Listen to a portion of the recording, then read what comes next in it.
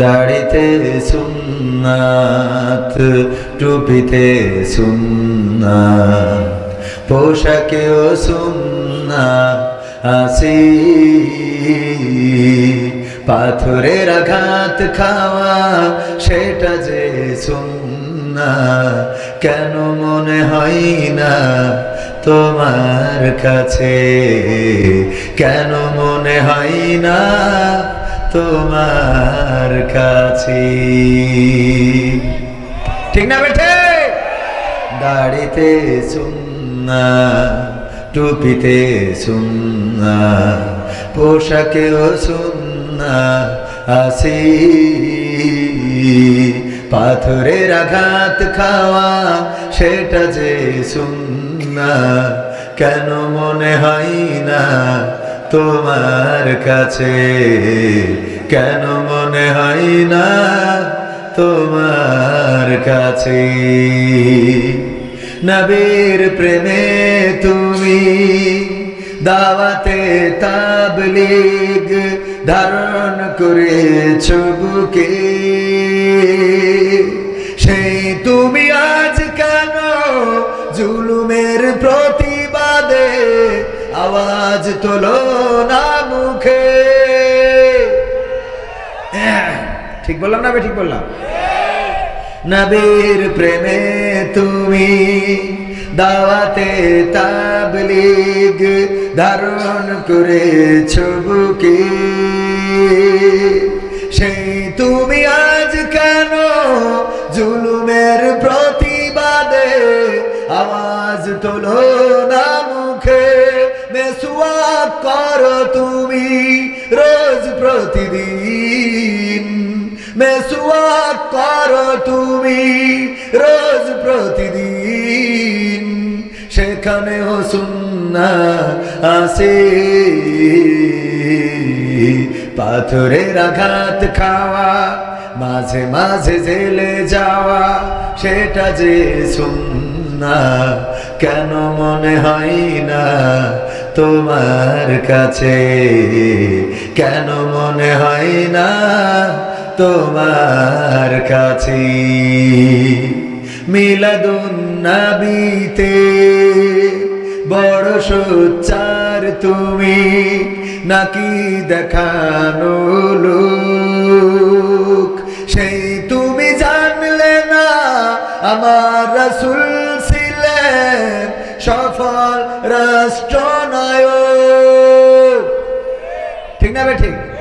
মিলাদুন নবীতে বড় সোচ্চার তুমি, নাকি দেখানো লোক? সেই তুমি জানলে না আমার রাসূল ছিলেন সফল রাষ্ট্রনায়ক। উহুদের ময়দানে দাঁত ভাঙা ঘটনা, উহুদের ময়দানে দাঁত ভাঙা ঘটনা তোমার কিতাবে কি আছে? পাথরের আঘাত খাওয়া, মাঝে মাঝে রিমান্ডে যাওয়া সেটা যে সুন্নাত, কেন মনে হয় না তোমার কাছে? কেন মনে হয় না তোমার কাছে? মারহাবা বলা যাবে না? আর একটু জোরে বলেন মারহাবা। সাতক্ষীরার মানুষের কাছে মারহাবা চেয়ে নেওয়া লাগে, অথচ ইসলামের জন্য নিবেদিত প্রাণ যতগুলো জেলা আছে তার মধ্যে সাতক্ষীরা অন্যতম। সাতক্ষীরাকে রেড অ্যালার্টে রেখেছিল সাবেক সরকার, সাবেক প্রশাসন। সাতক্ষীরার মানুষ তারা চাকরি পাইতে গেলে অনেক জটিলতা ছিল না? ছিল না? সাতক্ষীরার মানুষ এটা বাছাই করা হতো কোন পরিবারের সন্তান, একটু খতিয়ে দেখা দরকার, কারণ সাতক্ষীরার মানুষ বাঘের সাথে লড়াই করে বেঁচে থাকি। আমরা গিয়েছি ওই যে আপনাদের সুন্দরবন অঞ্চল, শ্যামনগর, গাবুরা, ওই অঞ্চলগুলোর মানুষ এত সাহসী, তারা সুন্দরবনে যায়, বাঘের সাথে লড়াই করে, কুমিরের সাথে লড়াই করে, মৌমাছির থেকে মধু সংগ্রহ করে সুন্দরবনে দিনের পর দিন পরিশ্রম করে সংসারটা চালায়। ওদের ওখানে ঝড় হয়, টর্নেডো হয়, আমফান হয়, সুনামি হয়, ঘর বাড়ি ভেঙে যায়, ঝড়ে উড়ে যায়, কিন্তু সাতক্ষীরার এই মানুষদের ইমানটা উড়িয়ে নেওয়ার মতো সক্ষমতা এখনো কোনো ঝড় টর্নেডোর হয় নাই। ঠিক না বেঠে? আন্দোলনে ডাক দিলে সাতক্ষীরাবাসী আছে না নাই? রাজপথে থাকে, লড়াই করে, সংগ্রাম করে। ওগো আমার ভাইয়েরা, এই জন্য সাতক্ষীরা সবসময় একটু সচেতন থাকা দরকার। মসজিদের ইমাম চাইলেই সবকিছু করতে কি পারে? ক্যারাম বোর্ড খেলার যদি শখ হয়, মসজিদের ইমাম খুব যদি ভালো পারেও, তাও কি তার ওই ক্যারাম বোর্ডের কাছে দাঁড়ানো উচিত হবে নাকি? যদি ক্যারাম বোর্ড খেললে গুনাহ নাও হয়, তাও কি দাঁড়াইতে পারবে? মসজিদের ইমাম দাঁড়ানো ঠিক হবে না। মসজিদের ইমাম কার্ড খেলতে পারবে না। মসজিদের ইমাম ক্রিকেট খেলাও ঠিক হবে না, ফুটবল খেলা ঠিক হবে না। যদিও এগুলো খেললে এখনকার সময় শরীরের জন্য উপকার, আর এগুলো নিয়ে এখন আগের মতো আর ফতোয়া নাই। তারপরেও একজন ইমাম উচিত নয় যে মাঠে যে ফুটবল খেলবে, হাডুডু খেলবে। এইগুলো খেলা যেমন উচিত নয়, তেমন সাতক্ষীরাবাসীকেও একটু সচেতন থাকা দরকার। ইসলামের জন্য, কোরআনের জন্য সবসময় অ্যালার্ট থাকা দরকার। যখনই বলবে, যখনই শুনবে সামি হয় না, তখনই বলবে আতানা, মেনে নিলাম। কথা কয় না? শুনবে আর কি করবে? মেনে নিবে। ইসলামের পক্ষে, দ্বীনের পক্ষে, আল্লাহ ও তার রাসূলের পক্ষে, কোরআন কায়েমের পক্ষে সচেতন থাকার দরকার আছে না নাই? যদি সাতক্ষীরাবাসী সচেতন হতে পারে, সীমানা ঘেঁষা যে কোনো সময় নেত্রী চট করে ঢুকে পড়তে পারে সোনাই নদী। শুনলাম এখানে তার কাটার বেড়াও নাই। কথা কয় না? সুতরাং আপনাদের দায়িত্ব বেশি না কম? আপনাদের বেশি, যেন ওখান থেকে ঢুকতে না পারে, আবার এখান থেকেও যেন বার হইতে না। কথা কয় না? ঠিক না বেটে? আমরা ঢুকতেও দেব না, বার হইতেও দেব না। যারা ঢুকেছে ওই পারে থাকেন, সাউন্ড করা যাবে না।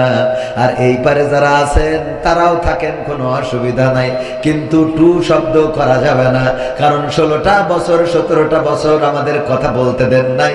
এখন অন্তত 16টা মাস আপনারা চুপ থাকেন। ঠিক না বেটে? একটু চুপ থাকার দরকার আছে না নাই?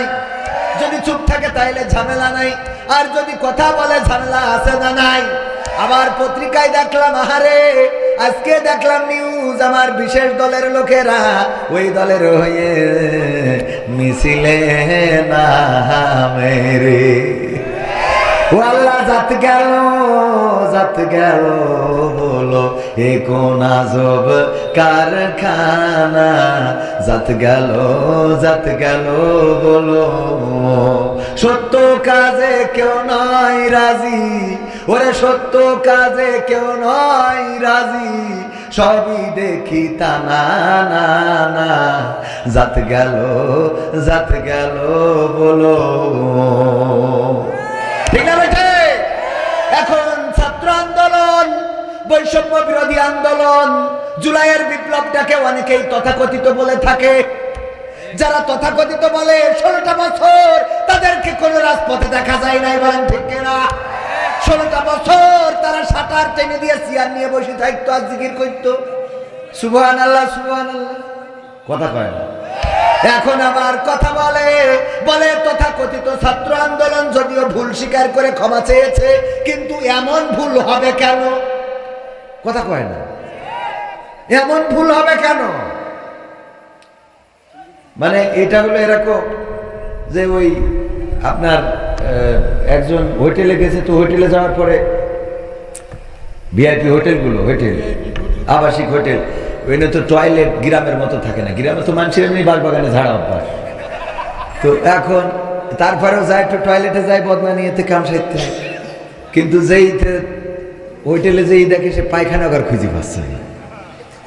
পরে কি করবে? ওতে তো কমোডে বসা অভ্যাস নেই। আমি বুঝতেও পারিনি। একবার তো শুনলাম, আমি কাতারে যেয়ে শুনলাম, আমাদের একজন ভাই বলছে যে আরে আমার দাদা এবার ওমরায় যাওয়ার পরে, আমার দূর সম্পর্কের দাদা ওমরায় যাওয়ার পরে মক্কায় মোটামুটি ওই ডাউন প্যান্ট ছিল, সমস্যা ছিল না। মদিনায় এসে টয়লেটে ঢুকছে আর বেরোচ্ছে, ঢুকছে আর বেরোচ্ছে। আমি বলছি দাদা কি হয়েছে? কয় সে টয়লেট খুঁজে পাচ্ছিল। তো আমি বললাম যেটাই ঢুকছেন ওইটাই তো। এইখানে সে কাম ছাড়ো সেটা তো। তো ওই যে ঢাকনা খুলি দেখাই দেওয়া হইলো এই তো আছে এনে মানে কেমনে কি করো। তো আমাদের একজন ভাই বলছে আপনার দাদা হয়তো আপনি চলে আসেন, আমি শিখাই দিচ্ছি। পরে শিখাই দিয়েছে, আবার খানিক পর বেরোয় গেছে। তো বলছে দাদা কি হইলো, কাম সারেননি? তো বলছে কাম যে সারবো তা সোজ পক্ষী করে সেইটাই তো বুঝতে পারলাম না, বোঝেননি? মানে ওখানে কাম সারা যাবে কিন্তু পানি খরচ করবো কি করে, এই নিয়ে টেনশন। তো যাই হোক, একজন বলছে যে এইটা আমি যখন কাতারে যেয়ে বললাম, বলছে আপনার দাদার তো এই ঘটেছে। আমার একজন আসিল, সে তো আর ঘটনা ঘটাইছে। ও করিস কি চিড়ে ভিজাবে, তো জায়গা খুঁজে না পেয়ে ওখানে যে পানি জমি রয়েছে ওর মধ্যে চিড়ে ভিজে এসে বলছে চিনিতে গুলাইতে আসি। সহ্য না করি পারা যায়। তো যাই হোক, এখন ওই হোটেলে লাইন না পেয়ে পায়খানা করিতে মোজার মধ্যে করে মোজাটা ঘিরে দিয়ে ওই যে ফ্যান এক্সস্ট ফ্যান আছে ওই ফাঁক দিয়ে চেলি দিতে গেছে, ওখানে না বেঁধে ওই যে সিলিং ফ্যানে বেঁধে গেছে। বাদলি ওইটাই ঘুরে পুরো সারা ওয়াল ওই পায়খানার সেই গু লেগে গেছে। তো হোটেল কর্তৃপক্ষ এসে যখন ধরিয়েছে বলছে ভাই আমার ভুল হয়েছে, মাফ করে দেন। বলছে তোর মাফ করে দেবো, কোনো অসুবিধা নেই, কিন্তু আমার দুঃখ হইলো তুই এই সারা দালে হ্যাগলি কি করে সেই দেখো। তো বিষয় হলো যে তোদের এরকম ভুল হবে কেন, যে তথাকথিত ছাত্র আন্দোলন এই শব্দটা হবে কেন, কথা কয় না। এই ছাত্র আন্দোলন না হইলে খালেদা জিয়া মুক্তি পাইতো না, এই ছাত্র আন্দোলন না হইলে তারেক জিয়া কথা বলতে পারতো না, এই ছাত্র আন্দোলন না হইলে কোন অন্য দল রাজপথে দাঁড়ানোর কোন সক্ষমতা দেখাতে পারতো না, এই ছাত্র আন্দোলন না হইলে উচ্চ পদস্থ নেতা কর্মীরা আজকে স্বাধীনভাবে নির্বাচন দাও এই কথা বলার দুঃসাহস করতো না। সুতরাং ছাত্র আন্দোলনকে তথাকথিত বলা যাবে না, বরং এটা গণবিপ্লব। রক্ত দিয়েছে ছাত্ররা, হাজারেরও অধিক শহীদ হয়েছে, 20,000-এর অধিক আহত হয়েছে, হাত হারিয়েছে, পা হারিয়েছে, চোখ হারিয়েছে, কান হারিয়েছে। এই আন্দোলনকে যারা তথাকথিত বলে ওরা দাদাদের সুরে কথা বলে, দাদাদের প্রেসক্রিপশন নিয়ে চলে। সুতরাং দাদাদের সুরে যারা কথা বলবে তারা যেই দলের হোক না কেন বাংলার জমিনে তাদের রাজনীতি চলবে না। দাদাদের সুরে কথা বলবা, এই দেশে রাজনীতি চলবে। এতদিন দাদারা বাদ দিত, এখন আমরা বাদ দেওয়া শুরু করেছি, ঠিক না? ঠিক। তার কাটার বেড়া আমরা লাগাবো। এই দেশ চলবে এই দেশের জনগণের ইচ্ছার উপরে নির্ভর করে। জনগণ যদি চায়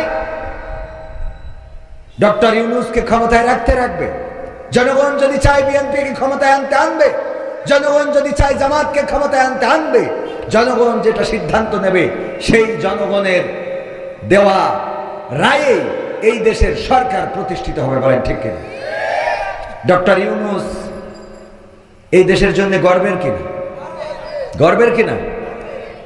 আমার তো মনে হয় এমন একটা দিন আসতে যাচ্ছে, আগে আমরা সরকার পতনের আন্দোলন করতাম, আর এখন যে আন্দোলন হবে সেটা বর্তমান সরকার রক্ষার আন্দোলন হবে। কারণ এই সরকার আসার পরে যদি আজকে ডক্টর ইউনূস না থাকতেন, তাহলে দাদারা এবং মিলে এই বাংলাদেশকে এতক্ষণ বুবুকে নিয়ে গিয়েছেন, বুবুকে যথা জায়গায় বসিয়ে দিয়ে যেতেন, ঠিক না বেঠে? ডক্টর ইউনূস ছোট মাঠের খেলোয়াড় নন, তিনি বড় মাঠের খেলোয়াড়। এই জন্য কিছু করা যাচ্ছে না। নির্বাচন হতেই হবে, নির্বাচন আসবে, টেনশন করার কিছু নাই। বক্তব্য হলো ধৈর্য ধারণ করতে হবে। যদি আওয়ামী সরকার এই ছাত্র আন্দোলন না হইতো, তাইলে এখন আওয়ামী সরকার ক্ষমতায় থাকতো 2028 সাল পর্যন্ত, ঠিক না? ঠিক। তো 2028 সাল তো না, 26 সালে নির্বাচন দেবে। এতটুকু ধৈর্য সহজ হচ্ছে না, এত কান্তে আসে, কথা কয় না। হ্যাঁ, বিয়ে তো দেবো, ধানটা উঠু, তাই না? ধানটা গুছাই তো তোমার ধান গুছানো আমরা এখনই দিতে হবে। আল্লাহ হেদায়েত নসিব করে, বলেন আমি। ক্ষমতায় কেউ স্থায়ী হয় না, হোক না সে হাসিনা কিবারে না, সে আরটা চিরকাল থাকে না। ক্ষমতায় কেউ স্থায়ী হয় না, মুজিবুর বেশি দিন থাকেনি, জিয়াউর কেউ তো রাখেনি। মুজিবুর বেশি দিন থাকেনি, জিয়াউর কেউ তো রাখেনি। এরশাদ চলে গেছে পৃথিবী ছেড়ে, এরশাদ চলে গেছে পৃথিবী ছেড়ে, কেউ আজ তার কথা কয় না। বলে ক্ষমতায় কেউ স্থায়ী হয় না, হাসিনা ক্ষমতা ধরে রাখতে আয়না ঘর বানিয়েছিল, জনগণের রোশনালে সোনাই নদীর ওপারে গেল। হাসিনা ক্ষমতা ধরে রাখতে আয়না ঘর বানিয়েছিল, জনগণের রোশনালে দাদার দেশে পালিয়ে গেল। ডিবি হারুনের পাশে আর, ডিবি হারুনের পাশে আর পরিমণিদের দেখা যায় না। ঠিক না বেঠে? এখন কি আর তাদের দেখা যায় না? যায় না। কিন্তু এখন আবার নতুন প্রেতাত্মা তৈরি হয়েছে।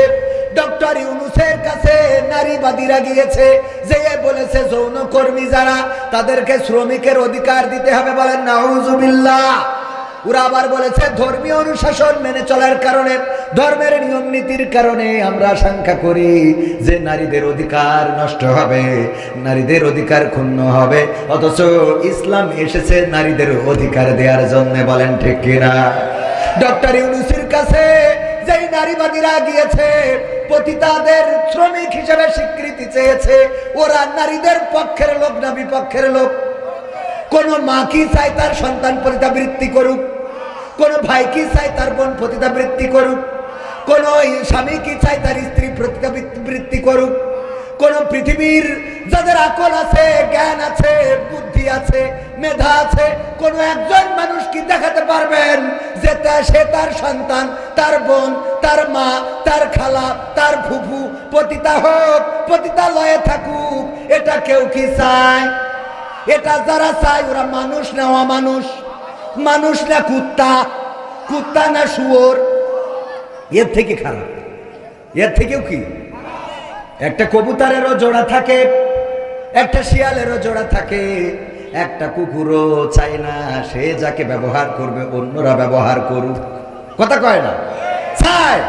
যেই নারীরা চাচ্ছে নারীরা যাবে পণ্য হিসাবে, ইসলাম দিল সম্মান, নারীরা কেমন করে থাকবে, নারীরা কি কাপড় পরবে, নারীদের কি খাওয়াতে হবে, নারীদের সাথে কেমন আচরণ করতে হবে।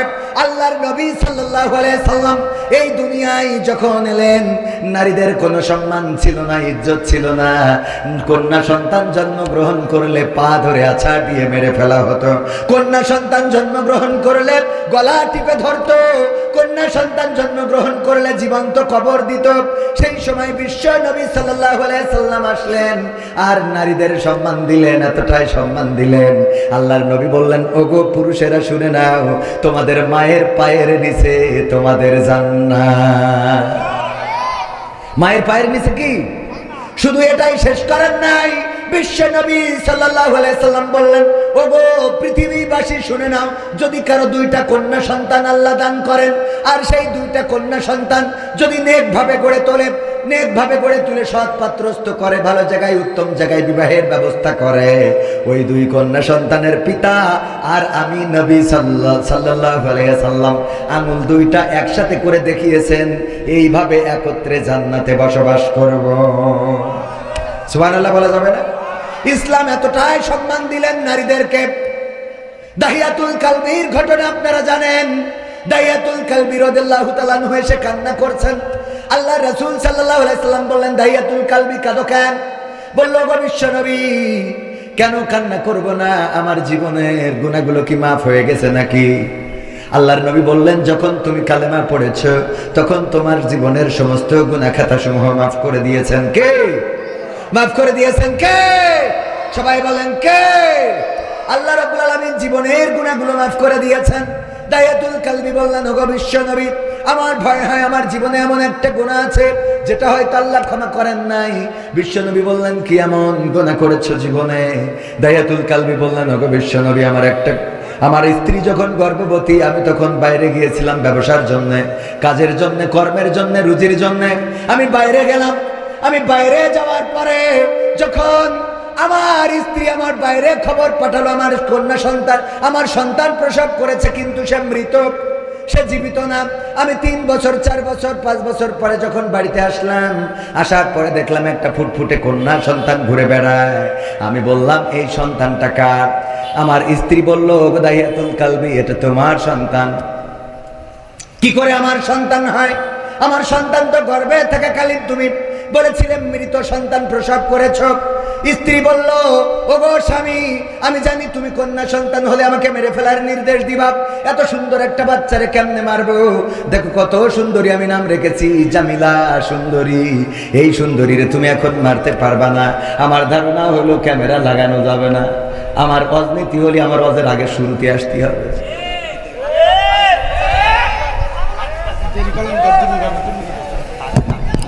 তাড়াতাড়ি আপনি আমলিক করি বেড়াবেন আর এসে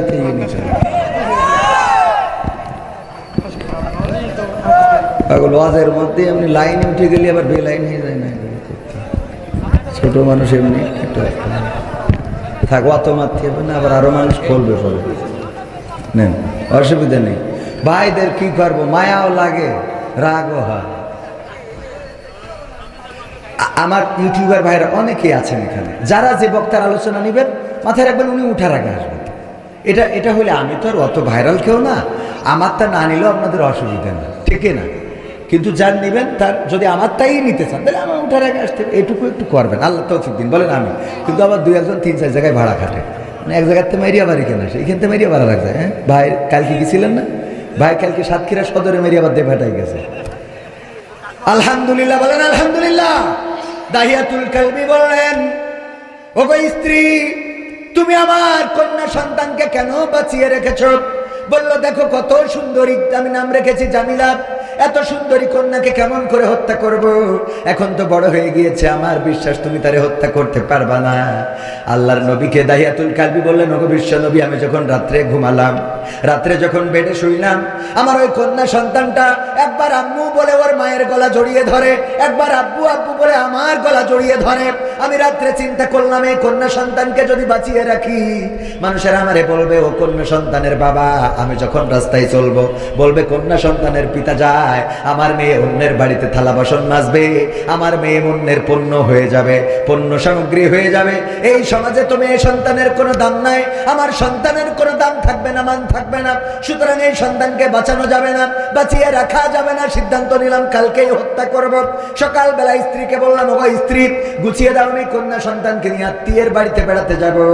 আমার সন্তানকে গুছিয়ে দিল বিশ্বাসে সরল মনে। আমি যখন আমার সন্তানকে নিয়ে যাই, মাঝে মাঝে পিছনে পড়ে যায়, সন্তান আব্বু আব্বু বলে দৌড়ে এসে আমার জড়িয়ে ধরে আর বলে, ওগো বাবা, কত দূর আত্মীয় বাড়ি, এত দূরে কেন নিয়ে যাও? আমি যখন আমার গন্তব্যে পৌঁছে গেলাম, একটি পাহাড়ের কাছে, পাহাড়ের পাদদেশে পৌঁছালাম, সেখানে আমার সাথে নিয়ে যাওয়া অস্ত্র দিয়ে আমি গর্ত খনন করা শুরু করে দিলাম। আমি একটা গর্ত খনন করি, আমার দাড়িতে ধুলাবালি লেগে যায়। আমার কন্যা সন্তান দূরে খেলা অবস্থায় ফিরে আসে আর আমার কোলে বসে দাড়ির ধুলাটা ঝেড়ে দেয় আর বলে, বাবা এত কষ্ট কেন করো? এত কষ্ট করার তো দরকার নাই। দাড়ির ধুলাগুলো ঝেড়ে দেয় আর আমারে কষ্ট করতে নিষেধ করে। আমি সন্তানকে বললাম, মা দূরে যাও, খেলা করো, তোমারে ডাকবো আমার কাজ শেষ হয়ে গেলে। গর্ত খনন করা হয়ে গেল। আমি আমার কন্যাকে ডাকলাম, কন্যা এদিকে আসো, জামিলা আমার কাছে আসো। জামিলা আমার কাছে আসলো। আমি তার হাতে পায়ে আমার সাথে নিয়ে যাওয়া রশি দিয়ে বাঁধলাম। তারপরে আমি গর্তের মধ্যে ছুঁড়ে ফেলে দিলাম। আমার কন্যা সন্তানটা গর্তের মধ্য থেকে বারবার করে চিৎকার করে বলল, ওগো বাবা, আমারে তুমি মায়েরো না বাবা গো, আমারে তুমি হত্যা করো না। ওগো বাবা, আমি তোমারে কখনো বাবা বলে ডাকবো না। আমি আমার মাকে জিজ্ঞাসা করতাম, ওগো মা, সব সন্তানের বাবা আছে, আমার বাবা কোথায়? কিন্তু তুমি বাবা আমার আজরাইল হয়ে আসবা বুঝি নাই। ওগো বাবা, ক্ষমা করে দাও এবারের মতো, আমি কখনো তোমাকে বাবা বলে ডাকবো না। আল্লাহর নবীকে দাহিয়াতুল কালবি বললেন, ওগো বিশ্ব নবী, আমি আমার কন্যার কোনো কথা শুনলাম না। আমি একটা পাথর নিলাম, আমার পাথরটা আমি আমার কন্যার বুক সোজা বুক বরাবর নিক্ষেপ করে দিলাম। ওই ভারী পাথরটা যখন আমার কন্যার বুকের উপরে পড়লো, চারিদিক থেকে রক্ত ফিনকি দিয়ে বের হয়ে গেল, আর মুখ থেকে একটা আওয়াজ বের হলো, আব্বা। আমি এখনো যখন পথ চলি, হঠাৎ করে আমার কন্যার সেই আব্বা চিৎকারটা শুনতে পায়। আমার কন্যা যেন চিৎকার করে বলে, আব্বা আব্বা। এই চিৎকারটা আমি এখনো শুনি। আল্লাহর নবী যখন এই ঘটনা শুনছিলেন, কিতাবে এসেছে বিশ্ব নবী সাল্লাল্লাহু আলাইহি সাল্লামের চোখ থেকে অশ্রু ঝরে দাড়ি ভিজে টপ টপ করে মাটিতে পড়ছিল। আল্লাহর নবী বললেন, ওগো দাহিয়াতুল কালবি, তোমরা জাহিলিয়াতের যুগে কতটা নিষ্ঠুর ছিলে, কতটা পাষাণ ছিলে। তোমরা এতটাই পাষাণ ছিলে, নিজেদের কন্যাদেরকে এমন ভাবে হত্যা করেছো। তোমরা নিকৃষ্ট ছিলে। কিন্তু শুনে নাও, আল্লাহ রাব্বুল আলামিন নারীদেরকে সম্মান দিয়েছেন, ইজ্জত দিয়েছেন, নারীদের সম্পদে অধিকার দিয়েছেন, নারীদের স্বামীর কাছে অধিকার দিয়েছেন, বাবার কাছে, সন্তানের কাছে অধিকার দিয়েছেন। আর দাহিয়াতুল কালবি, তুমি যখন কালেমা পড়েছো, ইসলামের নীতি নিয়ম কানুন মেনে নিয়েছো, তখন তোমার জীবনের গুনাহ খাতাগুলো মাফ হয়ে গিয়েছে। ওগো আমার ভাইয়েরা, ইসলাম এমন করেই সম্মান দিয়েছেন নারীদেরকে। আর এখনকার নারীবাদীরা তারা ইসলামের বাইরে যেয়ে নারীদের অধিকার খুঁজে বেড়ায়, অথচ তারা পতিতাবৃত্তিতে উৎসাহিত করে।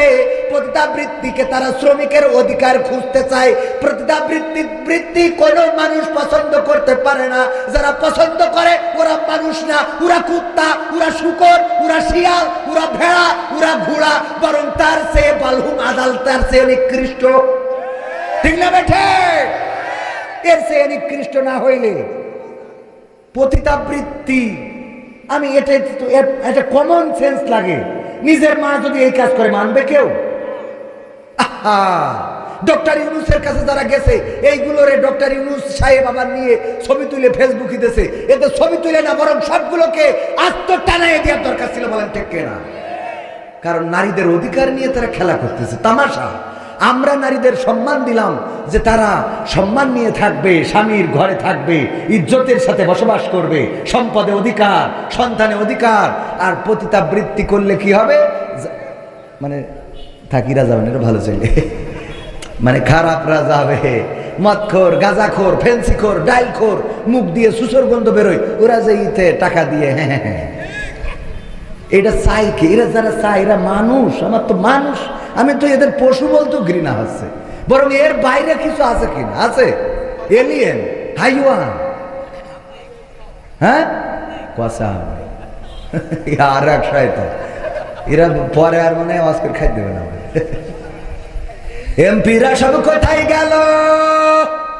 বলবো? বললো তো তাই মনে পড়লো।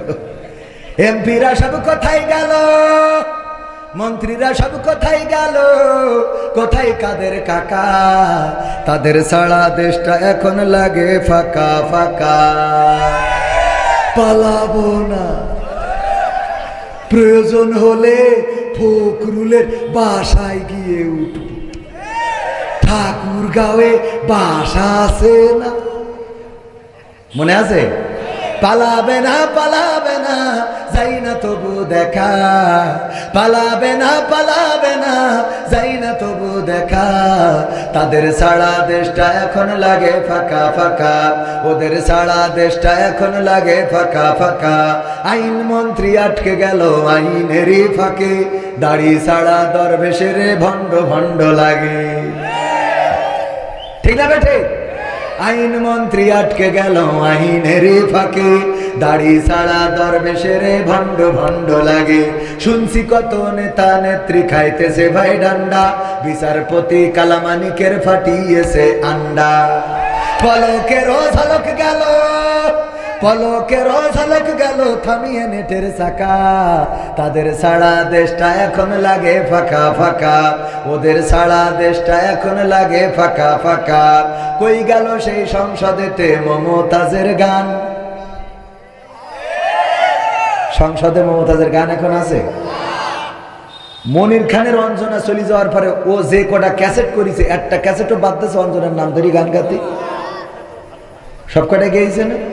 আসিফ তার প্রিয়াকে হারিয়ে ও প্রিয়া, ও প্রিয়া তুমি কোথায় গেয়েছে না? গায় নাই? আবেদা, জবেদা, সবেদা, যে যারে হারাইছে তার নাম ধরি গান গাইছে। মমতাজ আপারে এত সম্মান দিল, সে তার প্রিয় মানুষ হারাইতে রিক্সাওয়ালার কাছে যেয়ে বলল, ওরে ও রিক্সাওয়ালা তুই ধীরে ধীরে চালা, তোর সাথে বলবো আমার মনে কত জ্বালা। রিক্সাওয়ালার কাছে বলবে ওর প্রেমিক চলি গেছে তাই, অথচ যেই নেত্রী ওরে এমপি বানাইলো, ওরে সংসদে উঠাইলো, সংসদে গান গাওয়ার ব্যবস্থা করলো, এই নেত্রী চলে যাওয়ার পরে একটা কথাও বলে না। ঠিক না বেঠে? ফাইটটা যায়, বুকটা ফাইটটা যায়, গাইলো, স্বামী চলি গেছে তাই মনে হয়, কিন্তু নেত্রী যাওয়াতে একটা গানও গায় নাই। আমি শিখাই দিছিলাম, আপা আপনি গান, আমার সোনার ময়না পাখি কোন বা দোষে দাদার কাছে গো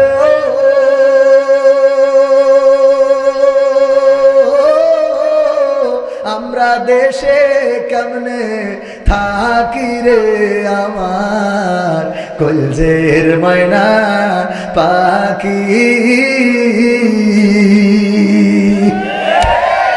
গাওয়ার দরকার ছিল না, তবে গাচ্ছে না তা না, হয়তো গান গায় কিন্তু সেই গানটা এমন। এখন হয়েছে দেখেন, সব আদালতে তুলতেছে, কেউ ভেন্সি কাটে। শাহজাহান বলে আমাদেরও সময় আসবে, সময় তো তোমাদের ছিল, আবার নতুন করে কি আসবে? কথা কয় না?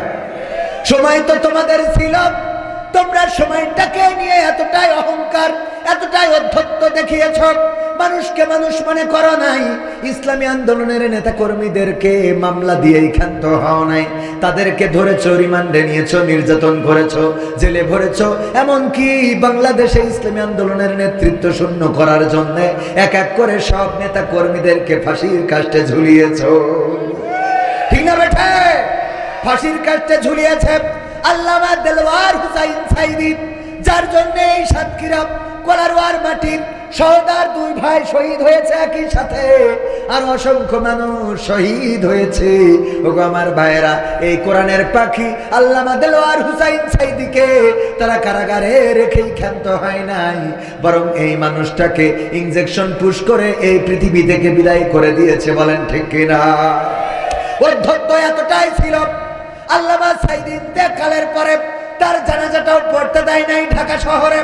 আমরা বাগেরহাটে গেলাম, এই হাতে আল্লামা সাইদির কবর খনন করেছি, লাশটা ধরে কবরে নামিয়েছি। ওগো আমার ভাইয়েরা, যখন ফিরে আসি তখন আমাদের গাড়িতে হামলা করেছে বাগেরহাটে।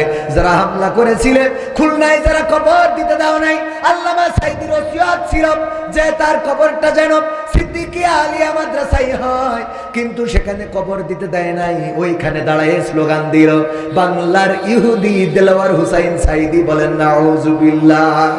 যারা বাংলার ইহুদি দেলওয়ার হুসাইন সাইদি এই কথা বলেছিল, আল্লাহ ধরে ধরে ধরে না, ধরলে আল্লাহ ছাড়ে না। আজকে সেই সাইদির সন্তানেরা আছে, সাইদি প্রেমিকেরা আছে, সাইদির কবরও আছে, কিন্তু যারা এগুলো বলেছিল তাদের দেখা মেলে না। ঠিক না বেঠে? দেখা তো মেলে না, মেলে না। শুধু তাই না, তারা কোথায় আছে, তাদের কবর বাংলার জমিনে হবে কিনা সন্দেহ। মাঝে মাঝে বলে আমরা চট করে ঢুকে পড়বো, কিন্তু বাংলাদেশের মানুষ বলে বুবু আইবা, তুমি আইবা রে, আইয়া বুবু সিয়ার পাইবা না। বুবু আইবা, তুমি আইবা গো, আইসা তুমি সিয়ার পাইবা। পাবে বাংলাদেশের জমিনে, আর এই সিয়ারটা পাবে না, এই সিয়ার আর দেয়া হবে না। কারণ যেই দলের নেত্রী নেতা কর্মীদের চিন্তা না করে নিজে হেলিকপ্টারে করে উড়ে যায়, নিজের চিন্তা নিজে করে চলে গেছে। তুই তো দাদার কাছে যাই ভালোই আছো, কিন্তু আমাদের যে কি অবস্থা এটা বুঝবা না। কথা কয় না? আমাদের তো অবস্থা খারাপ, বেরোইতে পারি না, লজ্জা লাগে। আরে এরপরেও আবার মাঝে মাঝে ঝটিকা মিছিল দেখা যায়। যারা ঝটিকা মিছিল করে, ওদের যদি ন্যূনতম লজ্জা থাকতো তাইলে অন্তত রাস্তায় নামতো না। কথা কয় না? তুই যে চেয়ারম্যানের জন্য ছুটি ছুটি বেড়াচ্ছিস, নারায়ে তাকবীর, বিশেষ অতিথির আগমন মাহফিলের পক্ষ থেকে। এরা ওয়াজ শুনে কি ঠান্ডা হয়ে গেল? আমি তো বাবু আকর্ষণ, এই জন্য ওয়াজও মানে কোন দিকে যাবো লাইন খুঁজে পাচ্ছি। একবার মনে করছি ওয়াজ শুনে, একবার মনে করছি গান শুনে। আকর্ষণ কিশোর, বিশেষ আকর্ষণ। হ্যাঁ বিশেষ কিশোর কথা কয় না, কিশোর। আচ্ছা, হাত তুলে মা বোনেরও আছে, একটু গান শুনতে হবে না? সব শোনাবো টাইমের মধ্যে ইনশাল্লাহ। রাজি আছেন শুনতে? থাকা যাবে? পরিবেশটা করে দিয়েছেন কে? আল্লাহ রাব্বুল আলামিন সুন্দর একটা পরিবেশ করে দিয়েছেন। যেই সময় ঝড় হওয়ার কথা, বৃষ্টি হওয়ার কথা, সেই সময় আল্লাহ রাব্বুল আলামিন এত সুন্দর পরিবেশ করে দিয়েছেন। এইখানে যারা এসেছেন, যারা বসেছেন, যারা বাইরে আছেন, দাঁড়িয়ে আছেন, আল্লাহ কবুল করেছে আপনাদেরকে। আর যাদের কবুল করে নাই তারা এখানে আসতে পারে নাই। এখনো ওই ডান দিকে কিছু জায়গা আছে, যদি এই কোরআনের মাহফিলে এসে বসতে পারেন, আল্লাহ রাব্বুল আলামিন এই মাহফিল আপনার নাজাতের ওসিলা করে দিতে পারে। বলেন সুবহানাল্লাহ। আল্লাহ বলেছেন ওয়াইদা কুরিয়াল কুরআন ফাসতামিউ লাহু ওয়া আনসিতু লাআল্লাকুম তুরহামুন। যখন তোমাদের সামনে কোরআন পড়া হয়, যখন তোমাদের সামনে কোরআন তেলাওয়াত করা হয়, যখন তোমাদের সামনে কোরআন থেকে বলা হবে, তখন তোমরা চুপ থাকবে এবং হৃদয়ের কান দিয়ে শুনবে, যাতে করে তোমাদের উপরে আল্লাহর রহমত বর্ষণ হতে পারে। ওগো আমার ভাইয়েরা, আল্লাহর রহমত যদি পেতে চান তাহলে হৃদয়ের কান দিয়ে শুনতে হবে, একটু চুপ থাকতে হবে। আমি তো বক্তা নই, আমি আপনাদের মাঝে এসেছি আকর্ষণ হিসাবে, কিছু আকর্ষিত করে যাব। প্রধান মেহমান রয়েছেন আমার শ্রদ্ধাভাজন ভাইজান আব্দুল সালাম যুক্তিবাদী, অত্যন্ত দারুণ আলোচনা করেন। তিনি কিছুক্ষণের মধ্যে আসবেন। ওগো আমার ভাইরা, দাঁড়ানো ভাইরা যদি ওই ডান পাশে এসে বসে যান তাইলে পরিবেশটাও সুন্দর দেখা যাবে। আর আপনারা এখানে বসে যদি শোনেন, এটা আপনাদের আমাদের নাজাতের ওসিলা হয়ে যেতে পারে। বলেন সুবহানাল্লাহ। যেই কথা বলছিলাম, মমতাজ আপা একটা গানও শুনাইল না, কারণ পেয়েছে যতদিন গেয়েছে ততদিন খেয়েছে, যতদিন গেয়েছে ততদিন নিয়েছে, যতদিন গেয়েছে ততদিন, যেদিন বুঝেছে আর পাওয়া হবে না সেই দিন বলে দিয়েছে ও গো বুবু আর গাওয়া হবে না রে। ঠিক না বেঠে? যতদিন পেয়েছে, খেয়েছে, নিয়েছে, ততদিন গেয়েছে। আর যখন বুঝেছে আর পাওয়া খাওয়া নেওয়া হবে না, তখন বলে দিয়েছে গাওয়া হবে না। তবে একদম গায় না তা না, মাঝে মাঝে গোপনে, না অসুবিধা, মাঝে মাঝে গোপনে যে গায় ও আমার দরদি আগে জানলে তোর ভাঙা নৌকায় চড়তাম না, ভাঙা নৌকায় চড়তাম না, আর এই বিপদে পড়তাম না। ওরে বর্ডারেতে খাইলাম ধরা, বিসিটাও তো পাইলাম না। আগে জানলে তোর ভাঙা নৌকায় চড়তাম না। ঠিক না বেটা?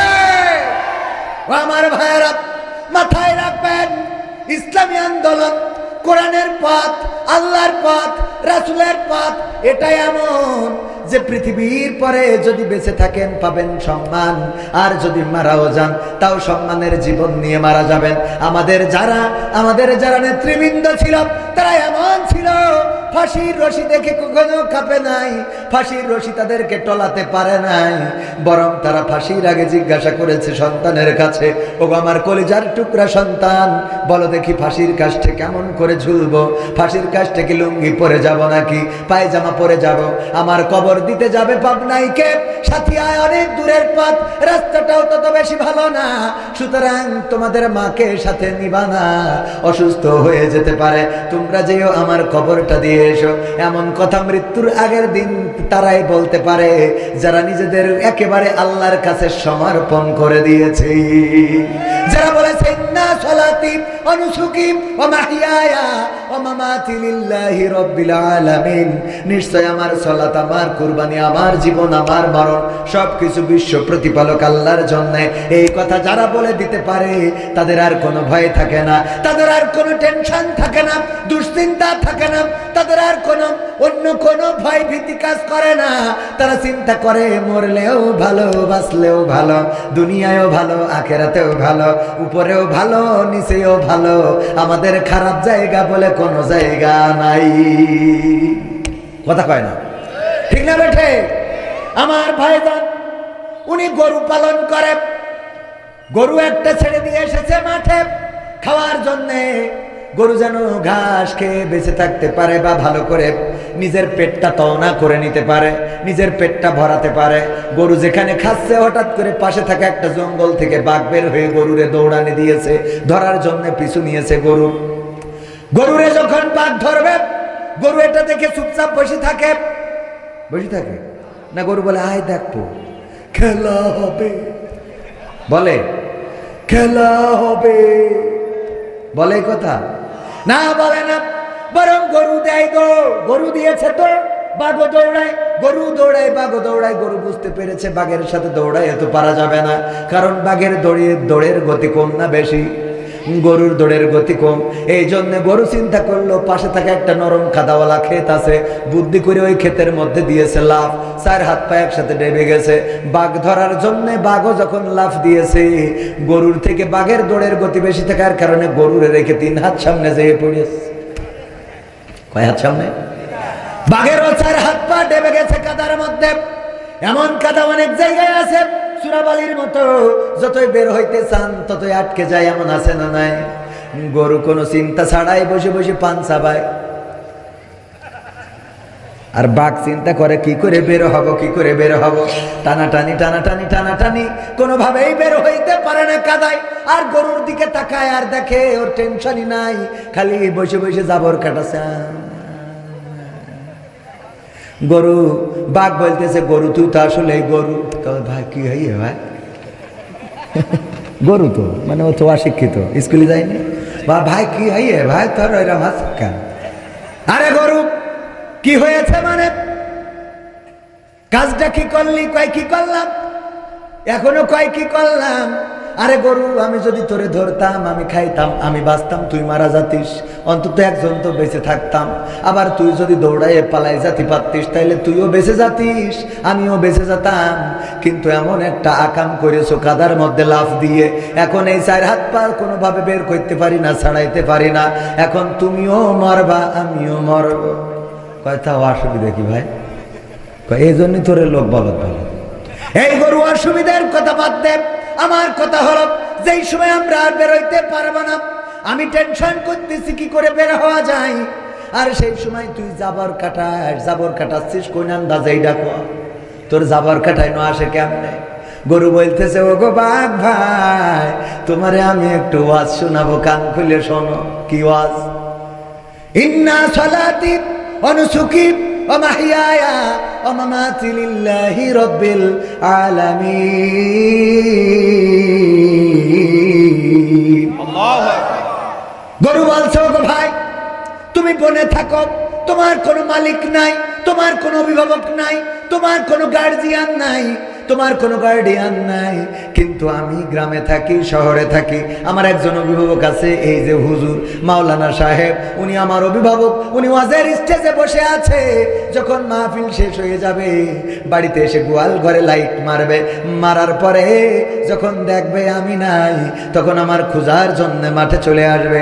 এসে মাঠে খুঁজতে খুঁজতে খুঁজতে খুঁজতে যখন আমারেও পাবে, তোমারেও পাবে, তখন আমার মালিক আমারে বের করে নিয়ে যাবে, আর তোমার এখানে বাড়ে কাদার মধ্যে কবর দিয়ে তারপরে বাড়ি যাবে।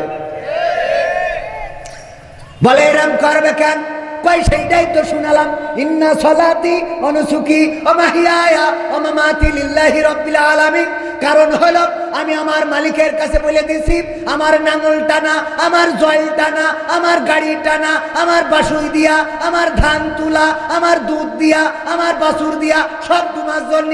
এই কথা যেদিন থেকে মালিকের বলে দিছি, ওই দিন থেকে মালিক আমার খোল দিয়ে সানি মাখাইয়ে খাওয়ায়, আমার জন্য সবুজ কচি ঘাস কেটে এনে খাওয়ায়, আমার জন্য সে টেনশন করে, আমার ঘরে তালা মেরে রাখে, আমার রাত্রি আবার লাইট মেরে দেখে, মশা লাগলে আবার কয়েল ধরাই দেয়, আবার মাঝে মাঝে ধুমা করিতে মশাগুলো তাড়াই দেয়। এমনি ভাবে আমার অসুখ হইলে ডাক্তার ডেকে নিয়ে আসে। আমার প্রসব যন্ত্রণা যখন শুরু হয়ে যায়, তখন লোকজন এনে বলে শিগগিরই এসো, আমাদের নেদা হবে রে। আমার মালিক আমি তার কাছে নিবেদিত, আমি তার কাছে সমর্পণ করে দিয়েছি। এই জন্য আমার মালিক আমাকে খুঁজতে আসবে, আমাকে খুঁজে যখন পাবে তখন আমারে উদ্ধার করবে আর তোমারে কবর দিবে। এইটাই হলো আত্মসমর্পণ করা। ওগো আমার বাপ ভাই, বলো এইবার আমি জাবর কাটাবো না তুমি কাটাবা? কথা কি বোঝা গেছে? এখন বলো, জাবর আমি কাটাবো না তুমি কাটাবা? বুঝে নেন ভাইরা আমার, যারা আল্লাহর কাছে নিজেদের মাথাকে নত করে দেয়, বলেন না সলাতি ওয়া নুসুকি ওয়া মাহইয়ায়া ওয়া মামাতি লিল্লাহি রাব্বিল আলামিন। নিশ্চয় আমার সলাত, আমার কুরবানি, আমার হায়াত, আমার মাউত বিশ্ব প্রতিপালক আল্লাহর জন্য। ওরা যখন ফাঁসির কাষ্টে যায় তখনও জাবর কাটায়, আবার যখন মন্ত্রিত্বের চেয়ার পায় তখনও জাবর কাটায়। কথা কয় না? কারণ কি? কারণ হলো তারা জানে আমাদের মালিক আছে। মালিককে আমরা আল্লাহর কাছে বলে দিয়েছি সব তোমার জন্য, জীবন মরণ সব তোমার জন্য। ওগো রব, তোমার জন্য নিবেদিত করে দিয়েছি। সুতরাং আমাদের হাতে হ্যান্ডকাপ লাগাইলেও আমাদের মুখের হাসি কেড়ে নিতে পারে না, আমাদের রিমান্ডে নিলেও মুখের হাসি কাটতে পারে না, আমাদের যাবজ্জীবন জেলে দিয়েও আমাদের মনোবল ভাঙতে পারে না, আমাদেরকে ফাঁসির কাষ্টে ঝুলাইলেও আমাদের মনোবল ভাঙতে পারে না।